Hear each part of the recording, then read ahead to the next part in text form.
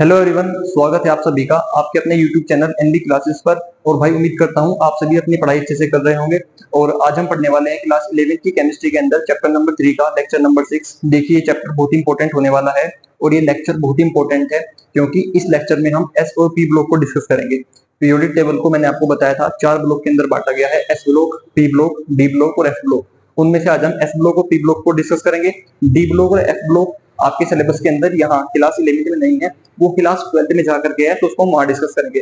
ठीक है, तो आज का जो मेन टॉपिक रहने वाला है वो रहने वाला है भाई एस ब्लॉक और पी ब्लॉक। वीडियो को स्टार्ट करने से पहले आप सभी से कहना चाहूंगा कि अगर आपने चैनल को अभी तक सब्सक्राइब नहीं किया है तो चैनल को सब्सक्राइब कर दीजिए ताकि आने वाली वीडियो का नोटिफिकेशन आपको मिल जाए। और भाई अगर ये वीडियो अच्छी लगे तो उसको लाइक कीजिए। आइए शुरू करते हैं चैप्टर। तो भाई चैप्टर 3 क्लास 11 लेक्चर नंबर 6। अब इसको मिटाते हैं क्योंकि इंट्रोडक्शन हो गया। अब पहला हमारा रहेगा एस ब्लॉक। तो एस ब्लॉक, तो यहाँ पर आप देखिए एस ब्लॉक के अंदर दो ग्रुप हैं, एक तो ग्रुप नंबर 1 है और एक ग्रुप नंबर 2 है। ग्रुप नंबर 1 है और ग्रुप नंबर 2 है भाई एस ब्लॉक के अंदर। अब ग्रुप नंबर जो 1 है वो क्या है, तो hydrogen, lithium, sodium, potassium, rubidium, caesium, francium. ठीक है, ये हमारा क्या है, ग्रुप नंबर 1 है। ये हमारा ग्रुप नंबर 1 के एलिमेंट्स हैं। तो मैंने इसको आपको याद करने की ट्रिक बताई थी, हाल ही ना की रब से फरियाद बताई थी, और नाम भी मैंने आपको बता रहा हूँ अभी मैं, hydrogen, lithium, sodium, potassium, rubidium, caesium, francium. ठीक है, अब देखो यहाँ पर हम एस ब्लॉक के अंदर भाई इस वाले एलिमेंट को डिस्कस नहीं करेंगे, इसके बारे में नहीं पढ़ेंगे। क्यों? क्योंकि ये रेडियो एक्टिव एलिमेंट है और रेडियो एक्टिव एलिमेंट हमारे सिलेबस में ना ही 11th में ना ही 12th में नहीं है बिल्कुल भी। ठीक है, वो हमारी हायर एजुकेशन में है। तो हमें यहाँ पर इन एलिमेंट्स को डिस्कस करना है सीजन तक का। अब यहाँ पर मैं आपको बता दूं कि इनके एटॉमिक नंबर आपको कैसे याद करने हैं। देखिए इनके एटॉमिक नंबर याद करने की ट्रिक बताता हूं मैं आपको। तो देखिए हाइड्रोजन, लिथियम, सोडियम, ठीक है, पोटेशियम, रुबिडियम, सीजियम। अब देखिए यहाँ पर इसका एटॉमिक नंबर आप याद रखिए, हाइड्रोजन का 1 होता है। तो भाई हाइड्रोजन का एटॉमिक नंबर कितना होता है, हाइड्रोजन का एटॉमिक नंबर 1 होता है। ठीक है, अब यहां से इसमें 2 ऐड कर दीजिए तो कितना बना, 3 बना। तो लिथियम का 3 होता है। फिर उसमें 8 ऐड कर दीजिए, कितना बना, 11 बना। सोडियम का 8 होता है। अब इस वाले में 8 ऐड कर दीजिए तो कितना बना, 19 बना। पोटेशियम का 19 होता है। अब इसमें 18 को ऐड कर दीजिए, कितना ऐड कर दीजिए, 18 ऐड कर दीजिए, कितना बना, 37 बना।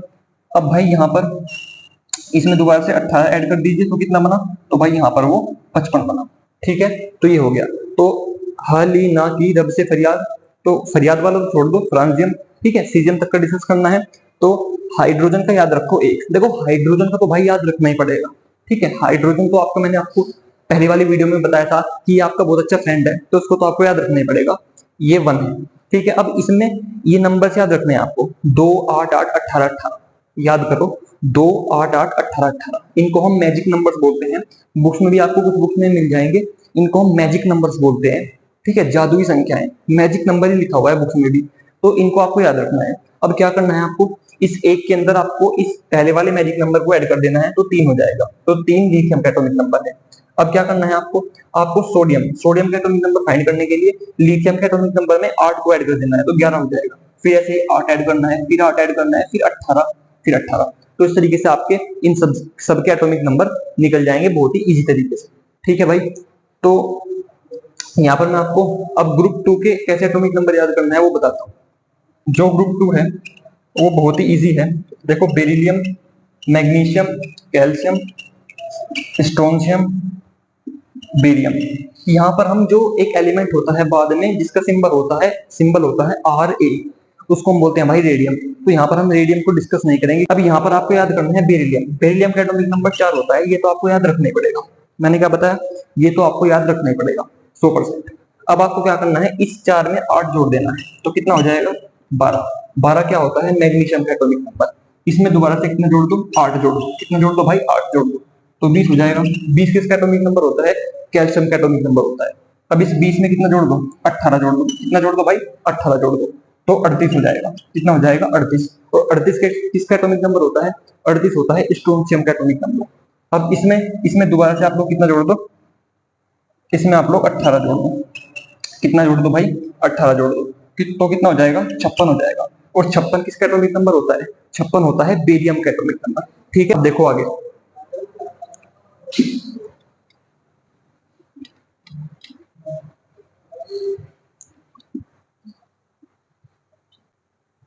तो भाई यहाँ पर अब हम लोग देखने वाले हैं इस ग्रुप के बारे में कुछ इंपॉर्टेंट बातें। देखो, पहली बात क्या है, जो हाइड्रोजन है इस पूरे ब्लॉक के अंदर, पूरे एस ब्लॉक के अंदर जो हाइड्रोजन है, हाइड्रोजन तो है आपकी भाई एक अधातु।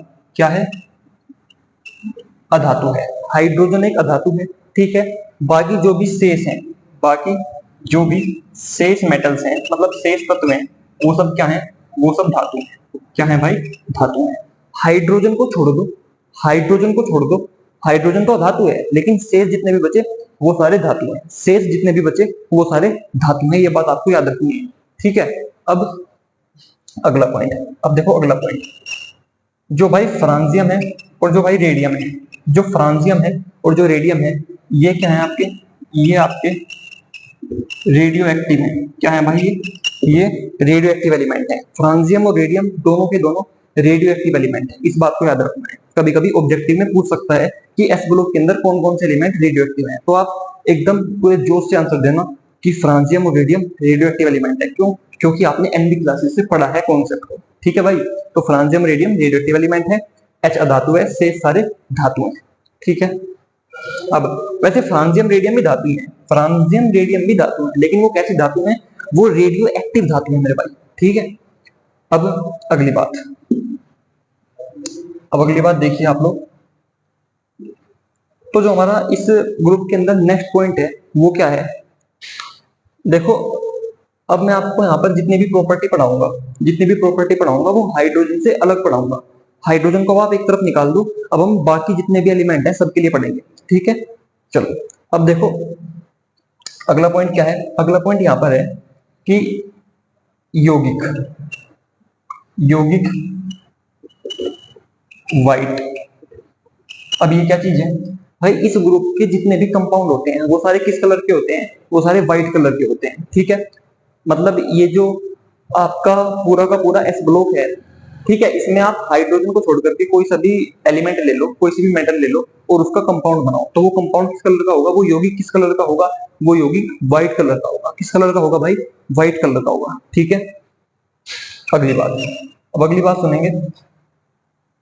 सभी तत्व, सभी तत्व, मैं यहाँ पर आपको दोबारा बता रहा हूँ, अब मैं जितनी भी प्रॉपर्टी पढ़ाऊंगा वो हाइड्रोजन से अलग पढ़ाऊंगा। ठीक है, तो सभी तत्व क्या है?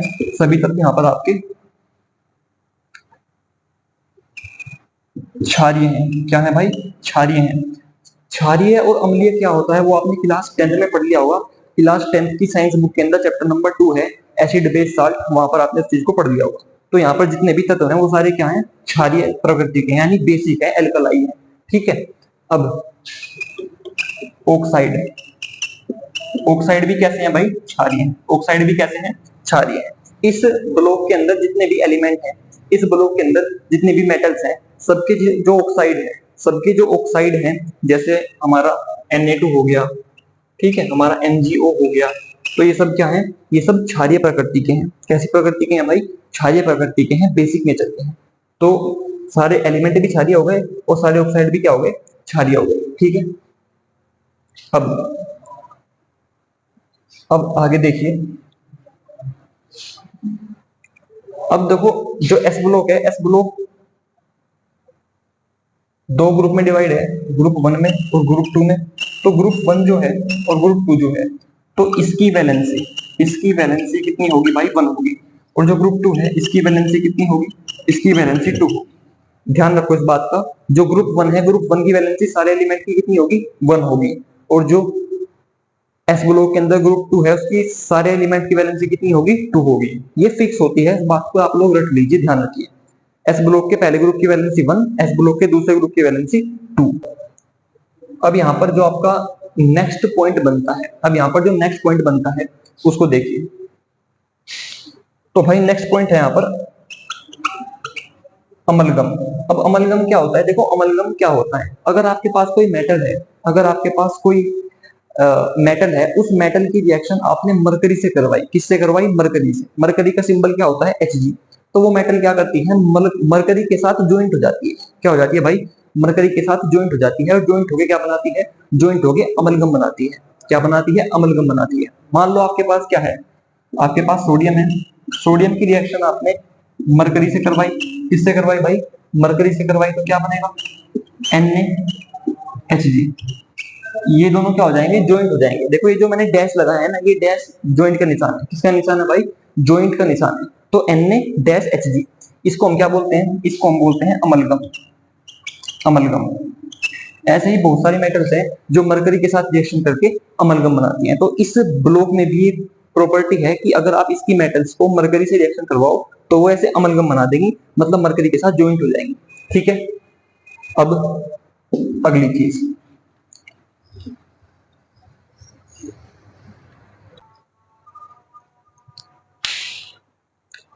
अब भाई हम एक और चीज देख लेते हैं यहाँ पर, बहुत इंपॉर्टेंट। वो क्या है, वो है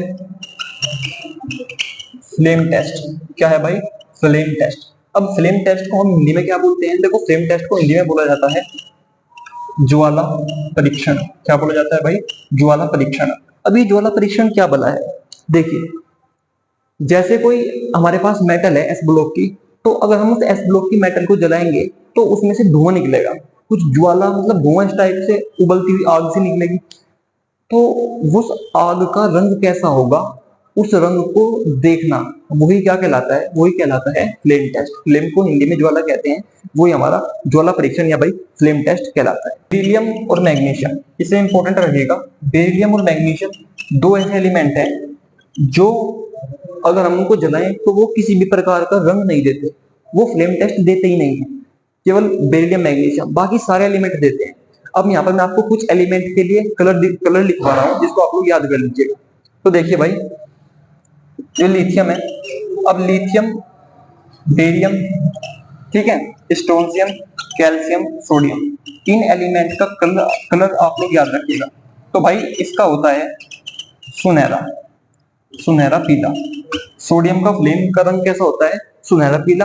ठीक है, कैल्शियम का होता है ईंट, ईंट लाल, जैसी ईंट होती है लाल, इस तरीके का सोडियम का कलर होता है। स्टोनशियम का कलर होता है गहरा लाल। कैसा होता है, गहरा लाल होता है, बहुत ही ज्यादा गहरा लाल, मैरून टाइप। ठीक है, और बेरियम होता है हरे रंग का। लिथियम होता है, लिथियम होता है लाल रंग का। ठीक है, तो ये आप लोग याद रखिएगा, लिथियम लाल रंग का होता है अगर हम उसको जलाएं, उसकी फ्लेम। बेरियम हरे रंग का, स्ट्रोंशियम गहरा लाल, कैल्शियम ईंट लाल, सोडियम सुनहरा पीला। ठीक है, बेरिलियम और मैग्नीशियम कोई कलर नहीं देते, बेरिलियम और मैग्नीशियम कोई कलर नहीं देते हैं, इस बात का आप लोग ध्यान रखिएगा। तो ये फ्लेम टेस्ट वाला टॉपिक भी पढ़ना इंपॉर्टेंट था। अब हम लोग, ये हमने एस ब्लॉक कंप्लीट कर लिया। अब एस ब्लॉक के बाद में हम स्टार्ट करने वाले हैं पी ब्लॉक को। तो अगर पी ब्लॉक आज पूरा हो गया तो मैं उसको आज ही कंप्लीट करा दूंगा, नहीं तो नेक्स्ट वीडियो में, कुछ आज और कुछ नेक्स्ट वीडियो में। फिलहाल हमारा एस ब्लॉक अभी कंप्लीट हो गया है। तो भाई अब हम स्टार्ट करते हैं पी ब्लॉक। क्या स्टार्ट करते हैं, पी ब्लॉक। तो सॉरी, एक चीज रह गई है एस ब्लॉक के अंदर जो मैंने आपको नहीं बताई है। तो देखिए यहाँ पर GEC रह गया है। क्या रह गया है, GEC। देखिए GEC आपको बुक्स में लिखा नहीं मिलेगा, मैं शॉर्ट फॉर्म बना रखी है मैंने। पूरा नाम है इसका जनरल इलेक्ट्रॉनिक कॉन्फ़िगरेशन, यानी सामान्य इलेक्ट्रॉनिक विन्यास। तो ये आपको पढ़ना पड़ेगा। देखो भाई, एस ब्लॉक है, एस ब्लॉक के अंदर दो ग्रुप हैं, ग्रुप नंबर 1, ग्रुप नंबर 2। तो ग्रुप नंबर 1 के सारे एलिमेंट का इलेक्ट्रॉनिक कॉन्फ़िगरेशन अलग अलग होगा, जाहिर सी बात है। तो ग्रुप नंबर 1 में क्या किया वैज्ञानिकों ने, एक कॉमन इलेक्ट्रॉनिक कॉन्फ़िगरेशन बना दिया। वैसे सबका अलग अलग होता है, लेकिन उन्होंने पूरे ग्रुप नंबर 1 के लिए विद हाइड्रोजन क्या कर दिया, एक जनरल इलेक्ट्रॉनिक कॉन्फ़िगरेशन बना दिया। और वो क्या था, वो था NS1। क्या था भाई, NS1। कि यहाँ पर जो N है, N क्या है, N है भाई यहाँ पर आउटर मोस्ट शेल। N क्या है भाई, N है आउटर मोस्ट शेल है। और ग्रुप नंबर 2 के लिए भी उन्होंने क्या किया, एक GEC बना दिया, यानी जनरल इलेक्ट्रॉनिक कॉन्फ़िगरेशन। वैसे तो ग्रुप नंबर 2 के भी सारे एलिमेंट का कॉन्फ़िगरेशन अलग अलग होता है, लेकिन फिर भी एक कॉमन बना दिया। और वो क्या था, वो था भाई NS2। क्या था NS2, वो N यहाँ पर क्या है, आउटर मोस्ट सेल। यहाँ पर आउटर मोस्ट सेल को लेकर वो लोग लिखते हैं। तो ग्रुप नंबर 1 के लिए ये है, अगर कोई आपसे सामान्य इलेक्ट्रॉनिक विन्यास पूछे। और ग्रुप नंबर 2 के लिए ये है। लेकिन अगर आपसे कोई पूछ ले कि भैया हमें एस ब्लॉक का ही बताओ, हमें एस ब्लॉक का जनरल इलेक्ट्रॉनिक कॉन्फ़िगरेशन बताओ, तो फिर कंफ्यूजन आएगा कि ये बताऊं या ये बताऊं। तो फिर सुनो, फिर आप लोग एस ब्लॉक के लिए इन दोनों को जोड़ दो, NH1 प्लस NH2, इन दोनों को जोड़ दो तो क्या बन जाएगा, देखो NS12, ये होगा भाई एस ब्लॉक का जनरल इलेक्ट्रॉनिक विन्यास। ठीक है, अगर कोई एस ब्लॉक का पूछे तो ये लिखना है। देखो ये तो मैंने आपको वैसे ही समझाया है आपकी, ताकि एक कंटिन्यूटी बनी रहे उस तरीके से, तो ये तो मैंने केवल लिखा है, लेकिन ऐसा वास्तव में होता नहीं है। ठीक है, तो इनको आप लोग नोट कर लीजिएगा। बहुत सी बार 1 नंबर का क्वेश्चन डायरेक्ट पूछ जाता है यहाँ से, या तो ऑब्जेक्टिव में पूछ लेगा या फिर वेरी शॉर्ट में पूछ लेगा।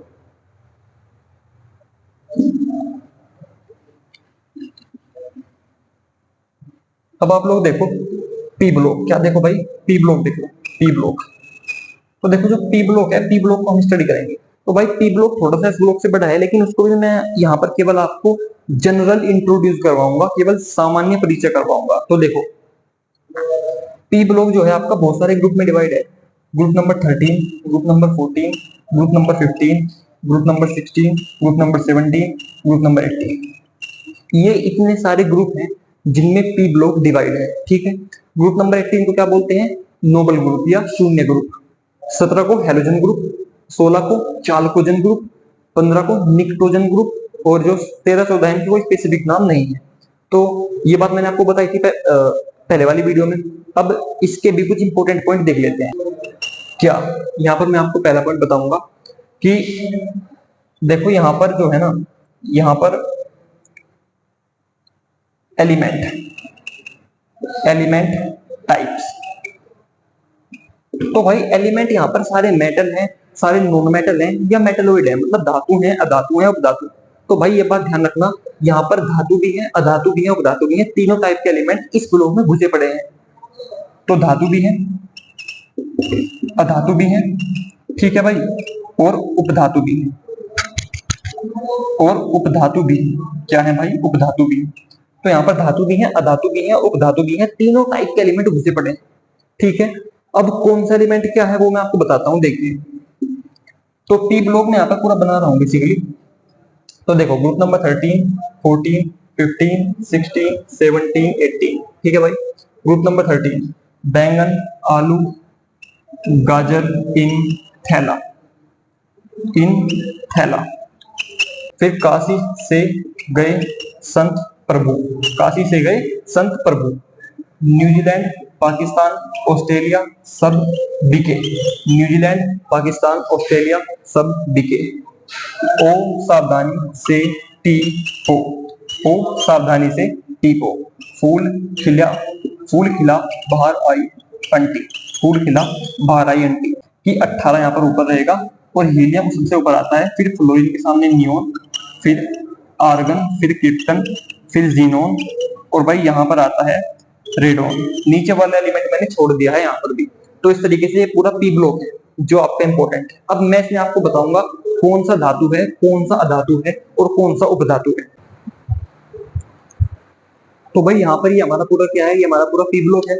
अब देखो जिस जिस एलिमेंट पर मैं एक गोला बनाऊंगा वो क्या है, वो उपधातु है। जिस एलिमेंट पर मैं गोला बनाऊंगा वो उपधातु है। ठीक है, तो boron, silicon, germanium, arsenic, selenium, TE, polonium, SB.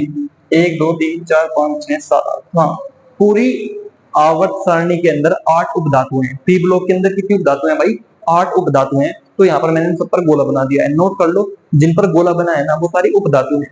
तो बोरोन हो गया, सिलिकॉन, ये फिर ये फिर ये फिर ये फिर ये फिर ये, तो ये सब क्या है भाई, ये हमारी उपधातु है। क्या है, उपधातु है। अब मैं आपको बताता हूँ अधातु कौन है। देखो अधातु जिन पर मैं एक वर्गाकार डिब्बा करूंगा वो क्या है, वो अधातु है। जिन पर मैं वर्गाकार डिब्बा करूंगा वो क्या है, अधातु है। तो देखो carbon, nitrogen, oxygen, chlorine, chlorine, bromine, iodine, sulphur, phosphorus. ठीक है, और ये पूरा का पूरा ग्रुप, ये पूरा ग्रुप भाई, ये पूरा ग्रुप। ठीक है, तो ये सब क्या है, ये सब अधातु हैं।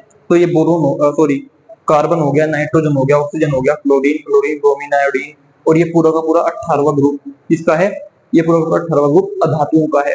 ठीक है, अब बात बचती है धातुओं की। किसकी बचती है भाई, धातुओं की।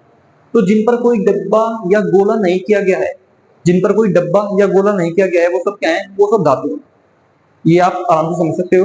एल्यूमिनियम ये वाला, फिर ये इन पर कोई भी डब्बा नहीं किया गया है, नहीं कोई सर्कल किया गया है, तो ये सब क्या है, ये सब आपकी मेटल्स है यानी धातु है। तो इस तरीके से पी ब्लॉक में कौन कौन सी नॉन मेटल है, कौन मेटलोइड है, कौन मेटल है, वो सब मैंने आपको बता दिया है। ठीक है, तो इसको आप लोग स्क्रीनशॉट ले सकते हो। तो यहाँ पर आप लोग थोड़ा सा आगे बढ़िए। तो यहाँ पर देखिए जो ऑक्साइड होते हैं, ऑक्साइड की नेचर क्या होती है, हम देखेंगे यहाँ पर ऑक्साइड की नेचर क्या होती है। तो देखिए यहाँ पर जो नॉन मेटल है, जो नॉन मेटल है यानी जो अधातु हैं, अगर मैं उनके ऑक्साइड की बात करूं, अगर मैं नॉन मेटल के ऑक्साइड की बात करूं, तो वो भाई एसिडिक होते हैं। कैसे होते हैं, एसिडिक होते हैं यानी अम्लीय होते हैं। लेकिन भाई अगर मैं मेटल के ऑक्साइड की बात करूं, पी ब्लॉक के जो मेटल्स हैं उनके ऑक्साइड कैसे होते हैं, उनके ऑक्साइड एम्फोटेरिक होते हैं। कैसे होते हैं, एम्फोटेरिक। अब ये एम्फोटेरिक क्या है भाई, एम्फोटेरिक उन्हें बोलते हैं जिनमें एसिड की भी प्रॉपर्टी हो और बेस की भी प्रॉपर्टी हो, मतलब अम्ल का भी गुण हो और क्षार का भी गुण हो। तो ऑक्साइड पी ब्लॉक की जो नॉन मेटल है उनके ऑक्साइड एसिडिक होते हैं, और जो इस ब्लॉक की मेटल्स हैं उनके ऑक्साइड एम्फोटेरिक होते हैं, मतलब एसिडिक भी और बेसिक भी। एसिड का टेस्ट भी दे देंगे और बेस का यानी क्षार का टेस्ट भी दे देंगे। तो ये बात आपकी क्लियर हो गई होगी। अब हम लोग देख लेते हैं यहाँ पर कि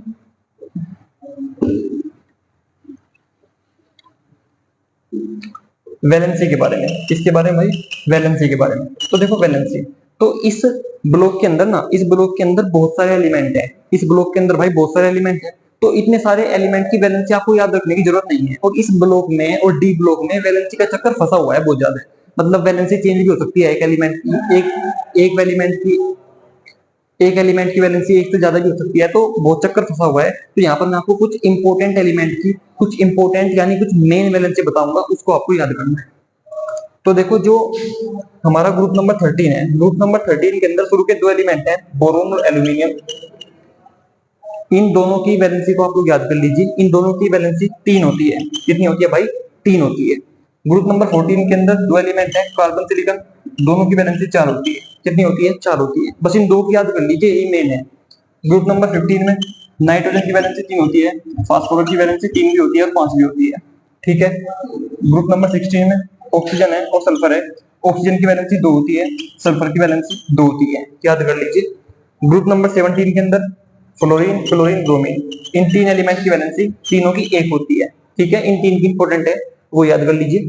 ग्रुप नंबर 18 के अंदर जितने भी एलिमेंट हैं ऑल, सबकी वैलेंसी 0 होती है, सबकी वैलेंसी 0 होती है। ठीक है। तो इस तरीके से ये कुछ इंपॉर्टेंट एलिमेंट थे जिनकी इंपॉर्टेंट वैलेंसी मैंने आपको बताई है, यही आपको काम आएंगी। तो यहाँ पर ग्रुप नंबर 13 में बोरोन के एल्यूमिनियम की, 14 में कार्बन सिलिकॉन, 15 में नाइट्रोजन फास्फोरस, 16 में ऑक्सीजन सल्फर, और भाई 17 में फ्लोरीन, क्लोरीन, ब्रोमीन, और 18 में ऑल। यानी सबकी वैलेंसी कितनी होती है भाई, 0 होती है। कितनी होती है भाई, 0 होती है। जीईसी का टॉपिक क्या देखते हैं, जीईसी। जीईसी वही अपना पुराना दोस्त, जनरल इलेक्ट्रॉनिक कॉन्फ़िगरेशन। तो इस ब्लॉक का तो जो जनरल इलेक्ट्रॉनिक कॉन्फ़िगरेशन होता है वो तो मैं आपको बाद में बताऊंगा, पहले हर ग्रुप का अलग अलग बता देता हूँ। तो देखो जो ग्रुप नंबर 13 है, ग्रुप नंबर 13 का जो जीईसी है यानी सामान्य इलेक्ट्रॉनिक विन्यास, वो है NH2 NP1। 14 का कितना है भाई, 14 का है NH2 NP2। अब यहाँ पर एक एक जोड़ते जाइएगा। 15 का कितना है, 15 का है NH2 NP3। कितना है भाई, NH2 NP3। 16 का है NH2 NP4। 17 का कितना है भाई, NH2 NP5, NH2 NP5। 18 का कितना है, 18 का है NH2 NP6। तो इस तरीके से हर ग्रुप का मैंने आपको अलग अलग सामान्य इलेक्ट्रॉनिक विन्यास बता दिया है। देखो ये तो सब में सेम ही रहेगा, बस यहाँ पर NP लिख के सब में ऊपर एक एक जोड़ते जाइए क्रम से। ठीक है, बस 1 2 3 4 5। अब ये तो अलग अलग ब्लॉक का हो गया, अगर सॉरी अलग अलग ग्रुप का हो गया अगर आपसे सेपरेट पूछे। लेकिन अगर आपसे पूछे कि पी ब्लॉक का बताओ, पी ब्लॉक का बताओ, पूरे ब्लॉक का जीईसी बताओ, जनरल इलेक्ट्रॉनिक कॉन्फ़िगरेशन बताओ, तो वो कितना होगा, वो होगा भाई NH2 तो सेम, NP सेम 1 2 6। इस डैश का मतलब होता है 1 2 6, मतलब 1 से लेकर के 6 तक। तो ये आपको लिख देना है। तो पूरे पी ब्लॉक के लिए NH2 NP 1 2 6 है। जैसे एस ब्लॉक के लिए NS122 था, यहाँ पर NH2 NP126 है। ठीक है भाई। अब N यहाँ पर क्या है, N यहाँ पर सब जगह है, यहाँ पर सब जगह N क्या है, आउटर मोस्ट सेल का नंबर है। क्या है भाई? आउटर मोस्ट सेल का नंबर है, वो 3 हो 4 हो 2 हो जो भी हो, ठीक, वो तो रिक्वायरमेंट है। तो यहाँ पर n क्या है? आउटर मोस्ट सेल है। तो ये हमारा जीईसी का टॉपिक कंप्लीट हो गया। अब इस ब्लॉक के बारे में हम कुछ 2-4 इंपॉर्टेंट एक तरीके से जादुई पॉइंट देख लेते हैं, जो कभी कभी कॉम्पिटिशन में या फिर जैसे बहुत सारे कॉम्पिटिशन के पेपर होते रहते हैं जहां पर थोड़ी बहुत केमिस्ट्री पूछी जाती है, ठीक है, या फिर आपके होम एग्जाम में भी, कभी कभी तो बोर्ड एग्जाम में भी उनसे क्वेश्चन पूछ लिया जाता है। तो उनको देख लेते हैं एक बार।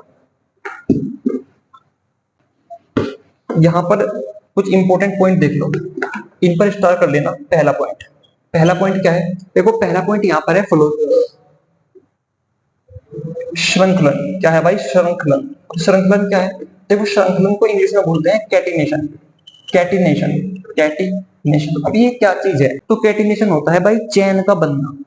देखो दो एलिमेंट ऐसे हैं पी ब्लॉक के जिनमें ये प्रॉपर्टी पाई जाती है, एक तो होता है कार्बन और एक होता है सिलिकॉन, यानी 6 और 14। ये दो एलिमेंट ऐसे हैं जिनमें ये प्रॉपर्टी पाई जाती है, श्रृंखलन वाली, कैटिनेशन की। अब श्रृंखलन क्या चीज है? देखो श्रृंखलन होता है एलिमेंट का अपने ही एटम्स के साथ जुड़कर बहुत लंबी चैन बना लेना। जैसे कार्बन है तो कार्बन ऐसे अपने ही एलिमेंट के साथ सिंगल बॉन्ड से जुड़ जाएगा, ठीक है, सॉरी, कार्बन कार्बन इस तरीके से ऐसे ही वो क्या करेगा, पूरा सा मतलब एक चैन सी, पूरी एक स्ट्रक्चर सी बना लेगा, ओपन चैन बना लेगा अपने ये एटम्स के साथ जुड़कर। तो ये है कार्बन के अंदर श्रृंखलन। अगर मैं सिलिकॉन के अंदर बताऊं तो सिलिकॉन के अंदर SI SI SI SI SI इस तरीके से सिलिकॉन भी क्या करता है, एक चैन बना लेता है अपने ही एटम के साथ जुड़कर। श्रृंखलन में आपको ये बात ध्यान रखनी चाहिए कि श्रृंखलन के अंदर जो एटम होता है वो अपने ही एटम के साथ जुड़ता है, किसी और एटम के साथ नहीं जुड़ता। और ये प्रॉपर्टी मुख्यतः दो एलिमेंट में पाई जाती है, कार्बन और सिलिकॉन। पूरी पीरियोडिक टेबल के अंदर मुख्यतः मेन रूप से ये प्रॉपर्टी केवल कार्बन और सिलिकॉन में पाई जाती है। ये बहुत ही मोस्ट इंपोर्टेंट पॉइंट था, यहाँ से क्लास 12 में भी क्वेश्चन बनेगा, 11वीं में भी बनेगा, और 10th में तो आप इसको पढ़कर आए हो अगर वहां पर आपने केमिस्ट्री को थोड़ा सा सीरियस लेकर के पढ़ा है, ठीक है।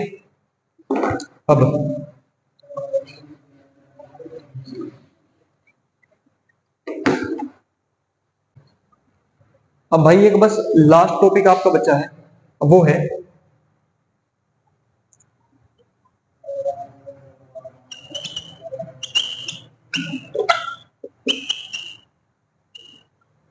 रिएक्टिविटी। रिएक्टिविटी यानी क्रियाशीलता। तो देखो कुछ एलिमेंट याद करने हैं आपको, फास्फोरस, ऑक्सीजन, सल्फर और भाई फ्लोरीन, क्लोरीन, ब्रोमीन, आयोडीन। ये एलिमेंट आपको याद करने हैं, phosphorus, oxygen, sulphur, fluorine, chlorine, bromine, iodine. देखो इस ब्लॉक के अंदर ये एलिमेंट बहुत ज्यादा रिएक्टिव है, सबसे ज्यादा रिएक्टिव यहाँ पर यही एलिमेंट है, phosphorus, oxygen, sulphur, fluorine, chlorine, bromine, iodine. ये एलिमेंट यहाँ पर सबसे ज्यादा रिएक्टिव है, ठीक है। बाकी सारे एलिमेंट बहुत कम रिएक्टिव है, जबकि ये एलिमेंट बहुत ज्यादा रिएक्टिव है। तो यहाँ पर सारे एलिमेंट मतलब पूरे 37 के 37 एलिमेंट जो पी ब्लॉक में है, सबकी क्रियाशीलता एक समान नहीं है, सबसे ज्यादा इनकी क्रियाशीलता है, बाकी सबकी कमी है, इनसे तो कमी है, ठीक है। तो ये हमारा क्रियाशीलता रिएक्टिविटी का भी टॉपिक कंप्लीट हो गया। तो आज हमने एस ब्लॉक और पी ब्लॉक पूरा का पूरा कंप्लीट कर लिया है, ठीक है। कल से हम क्या स्टार्ट करेंगे? कल से हम पीरियोडिक प्रॉपर्टी को स्टार्ट करेंगे, यानी आवर्ती गुण, जैसे परमाणु त्रिज्या हो गया, विद्युत ऋणात्मकता हो गया, आयनन विभव हो गया, ठीक है, आयनन एंथैल्पी जिसको हम बोलते हैं। इस तरीके से हम इनको कंप्लीट करेंगे और यहाँ से क्वेश्चन 100% पूछा जाता है, डेफिनेशन के रूप में भी और लॉजिकली भी, और वैसे कैलकुलेटिव क्वेश्चन भी यहाँ से पूछे जाते हैं। तो मैं यहाँ पर आपको उन सबको पढ़ाऊंगा, ठीक है। तो आज हमारा S block, P block complete हो गया जो हमारे सिलेबस में था। तो भाई वीडियो को दोबारा देखिए अगर आपकी समझ में नहीं आता है, और अगर आपको कोई भी डाउट होता है तो वीडियो के नीचे कमेंट में लिखिए, जिससे मैं आपके डाउट का आंसर दे सकूं। धन्यवाद।